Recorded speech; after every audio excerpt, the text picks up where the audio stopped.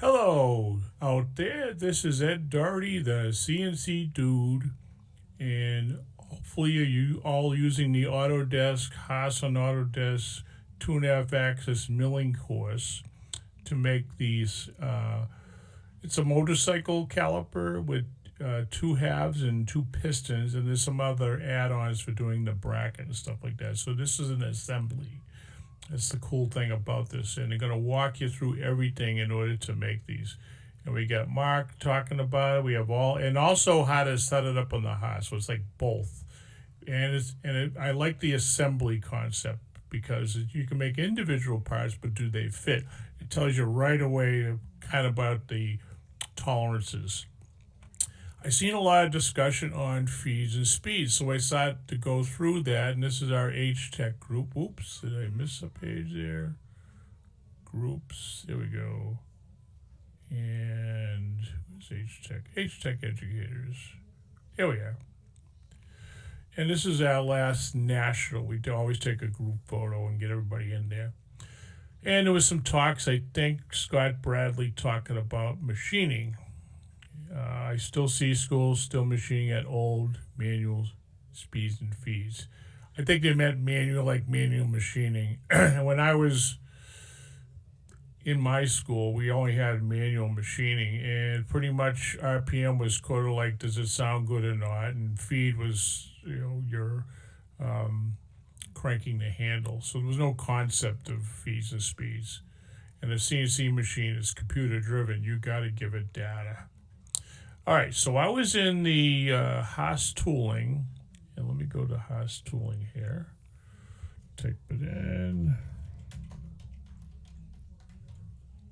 There we go. Haas tooling, shop Haas tooling, and I would go in there and go to like CNC Mills, and there's a lot of good data in here, and we could do the CNC Mills series, what each one means, HEPM, HSP1. This is actually a good concept. They got high-speed aluminum. You might want to start looking at some of these other ones, and like what does HSPM1 do? And these say 4 flutes, so right off the bat I could tell these are for your steels. Typically in your aluminum, your 3 fluters. Okay. And they get 3 different categories. All right, so I just do some quickies. I'm trying to work with basics here. So I'm going to go and say I want to find a tool. Here's a tool list, and I'm going to pick inch. I like using the filters, and I'm going to do cutting diameter. So I'm going to go a common size, 0.5, and I'm going to skip the milling series, but I will pick what I'm going to cut, aluminum. So it actually right off the bat starts narrowing it down. So I already picked. Did I pick half inch? I picked half inch. And these are high speed with a little cobalt and carbide. So I'm going to, let's look down. Yeah, these are HM42 would be the cobalt one. I'm going to pick carbide only. And now your list starts getting really small. All right, coated, uncoated. So I want a square end. All right. Now we're down to 2. Okay. Look, I can see right off the back, it's length of cut. LOC is length of cut. So I'm just use the short one, 1 inch length of cut. And there's your end mill, a little bit of description there. But I'm looking for some data, because that's the first thing you want to do. Where do you get the data for the surface feet per minute? That's the most critical one. And if we go to the Mark Terryberry video, hold on. So this is one of your best beginner ones. So how to calculate feeds and feeds, however you want to say it. The tractor is a very good demonstration of that. The small tires and the big tires. And I used to use in class, like driving on the highway with your car, and you're next to the Walmart tractor trailer. And the same thing, your tire size, you're traveling at 70 miles an hour, or say how many feet per minute is that? And then we can start saying, is your little car tires spinning, rotating faster than the big Walmart tractor trailer tires? And then how you need to have correct RPM, but even the concept that the smaller tools You have to spin faster than the big tools. And the same thing in a lathe. The little diameters have to spin faster than the big diameters. And when you're doing your CSS, your constant surface speed, even on facing, you hear it speed right up. All right, so good video to start with. And then I'll go back to the Haas chart. Where was I on the Haas chart? Right here. And here I look at technical documents right here. We got a video also. You can do video, and there's a demonstration showing you what machine.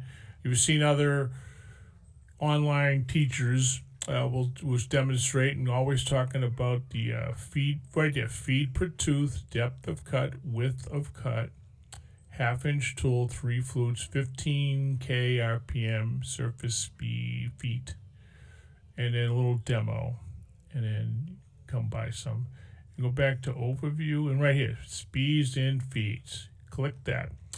This is a nice basic chart, and it's got 3 categories. One is HSM, I'm assuming it's high-speed machining, and then we have side cutting, which is just traditional side cutting, and then you have slotting. Slotting is the worst case scenario. It's going to take the most. It's the most likely to clog a tool.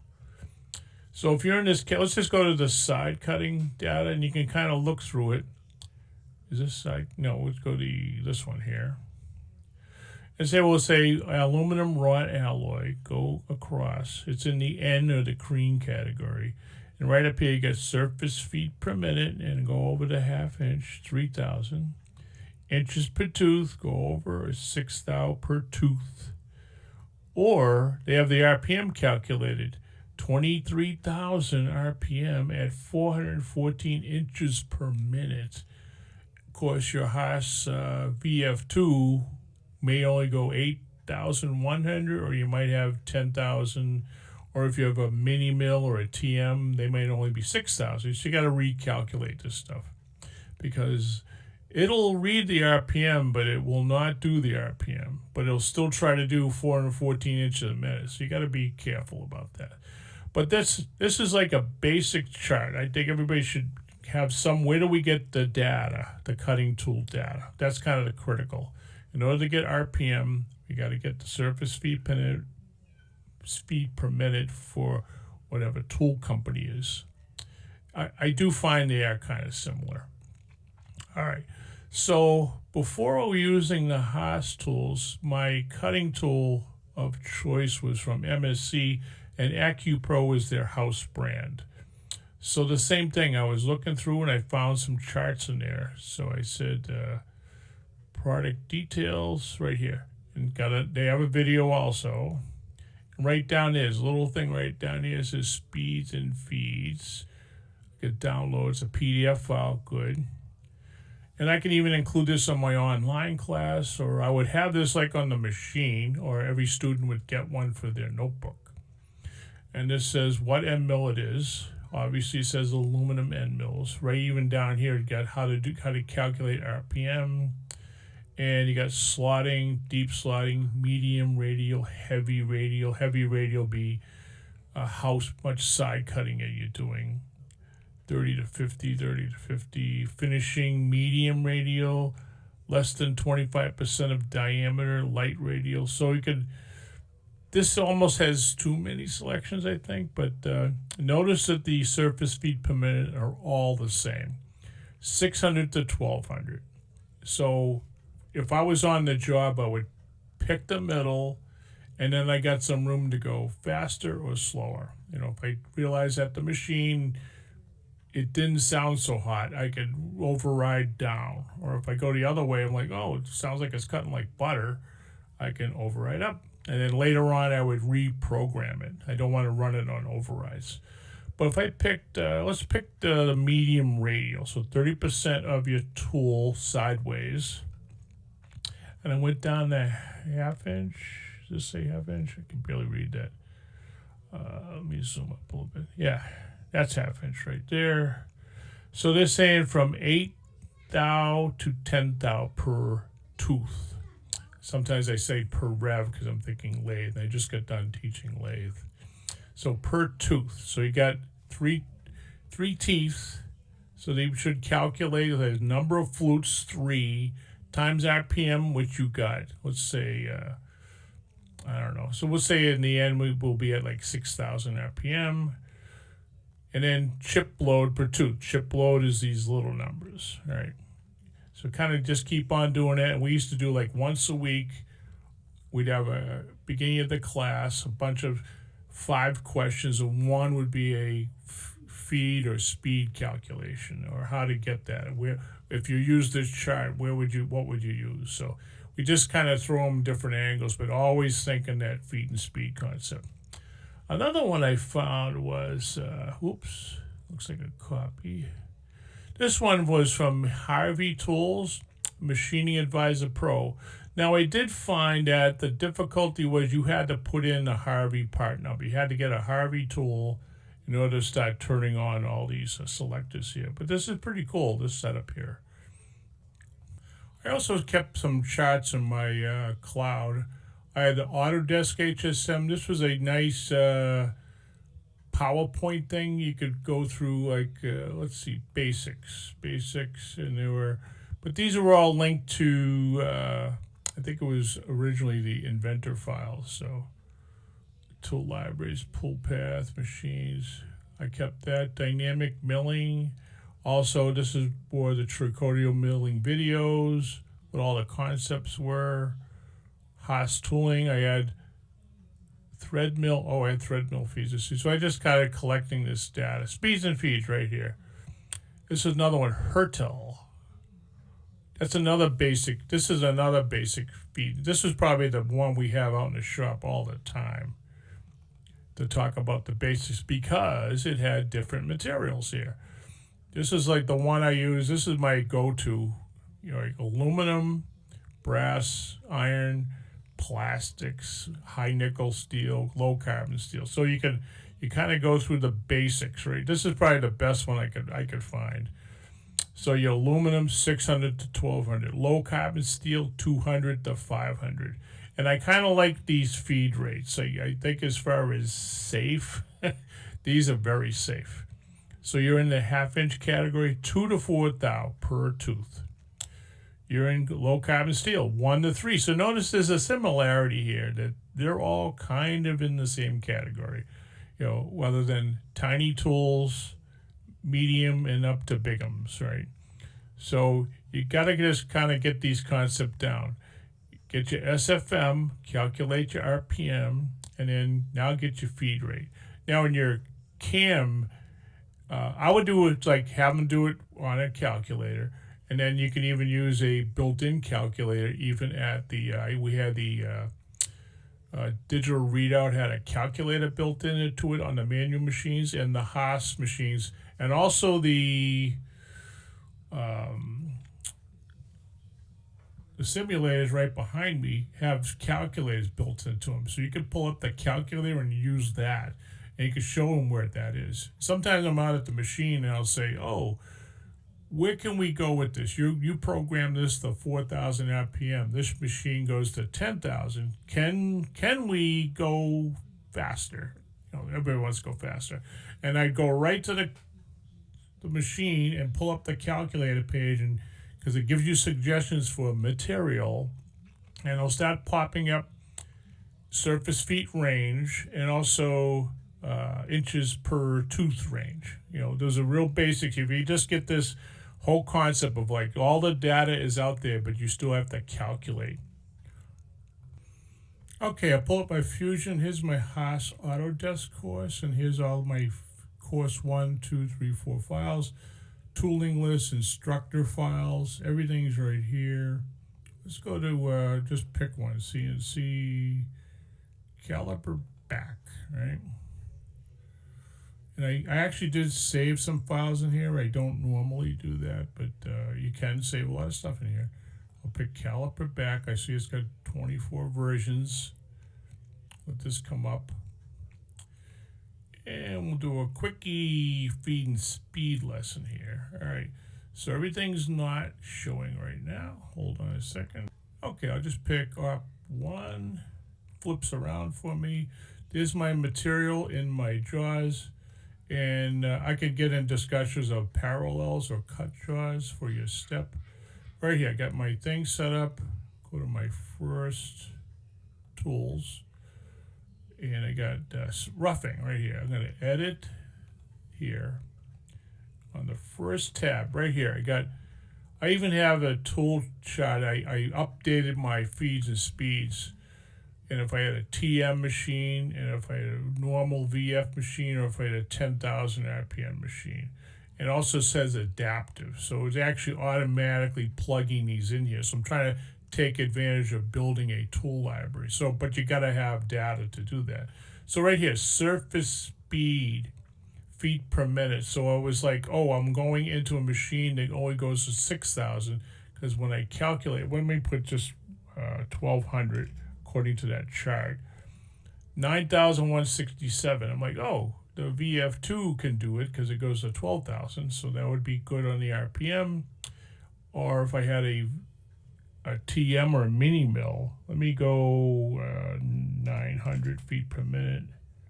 That is 6,000. Oh, too many zeros.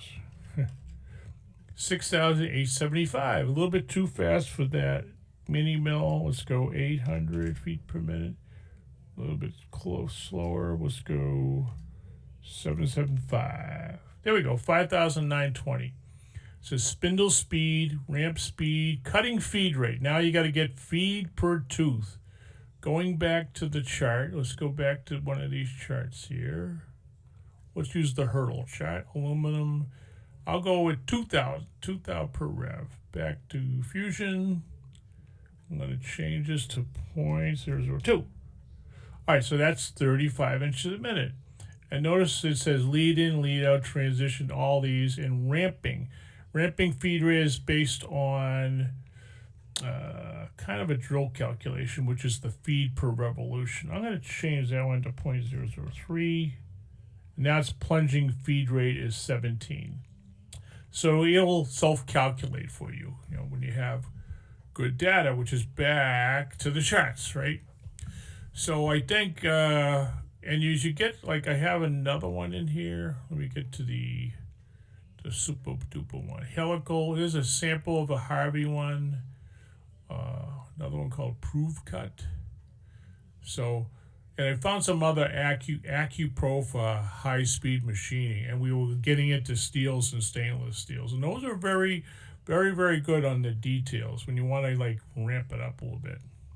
So back to this. This is probably my most basic handout, and also just get them started to think about feeds and speeds. And when we get to the lathe section, I find that lathe doesn't have as much stuff, but it's surface feet per minute, and that's what you're going to run. Like 80% of your program are going to be, I think, G96 turns it on to CSS, which is surface feet per minute mode. And I'll just say, okay, we're cutting some low carbon steel, so I'm going to run it in the middle. So I'll go like 375 for my spindle surface feet per minute. And right here is I'll just use this for my inches per rev rate, 1 thou to 3 thou. That'll be my rate. Or I can say, oh, it's a big part. I can maybe go to 3 to 7 thou. It's kind of backwards thinking, but I haven't found a nice quickie chart. Or I can make my own, but I like these pre-done ones by companies. But I kind of start seeing if I go to Haas Tooling or Harvey or AccuPro or Hurdle, they're all in the same category. It's really about, even sometimes when you don't have you can't describe your material, it's really kind of based on hardness. Also, how hard is the material? And then you can find a similar material hardness, and that would be a good baseline for doing your feeds and speeds. Okay, like even down here, getting that titanium, 100 to 200 feet per minute, versus aluminum, so there's a lot of, and then also get into your height. This is your high nickel content materials. So 50 to 100, which would be your Waspalois, Inconel, Monel. We always hear like some other instructors out there talking all these. So, and even there's some other ones on here. If you have TIALN coded, which is what that AccuPro had, you can increase the speed by 50 to 75%. Or you have TICN coding. So codings are helpful. You can go more RPM. Speed, not feed. But for even here, lighter radial depth of cut, a higher range of surface speed should be used. So this is probably my most fun, easy, basic chart that I can go by. So just the concept of getting the RPM, getting the chip per tooth or inch per rev, and you kind of just repeat that over and over again. So at some point they don't have to ask you, or they're just following a video. Because sometimes if you follow a video, they're either not giving you information or it's kind of not machine specific, because it's also what can your machine do. So if you have a VF2SS, that's got a more RPM and horsepower range than a TM1 or a mini mill. Okay, CNC Dude signing off.